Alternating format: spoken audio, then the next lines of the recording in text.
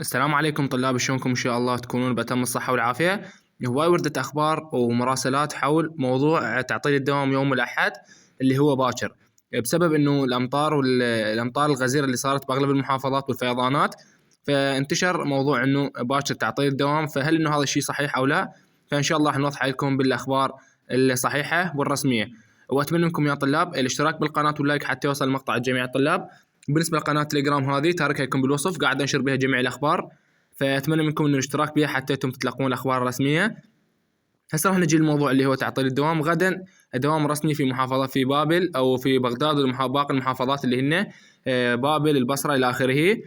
كافه المحافظات هناك احتماليه في تعطيل الدوام. شوفوا، هناك احتماليه في تعطيل الدوام الرسمي في بغداد اذا استمرت الفيضانات.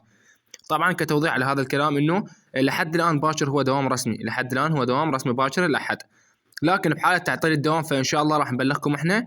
واكيد هسه احنا لحد الان العطله ما مبينه، فان شاء الله ننتظر للساعه 12 بالليل. يعني احتمال مثلا المغرب يعطلون الدوام اذا زاد المطر، واحتماليه انه الامطار تستمر باشره وعقبه، فانه ننتظر الساعه 12 بالليل. اذا ما انطوا عطله فراح يكون دوام رسمي، وان شاء الله بالليل يعني ان شاء الله انه ينطون عطله حتى الطلاب يعني ما تاثر بالمطر وتبقى بيوتها. فان شاء الله راح نرجع لكم الاخبار الرسميه بحال صدور اي عطله، لكن لحد الان هي دوام.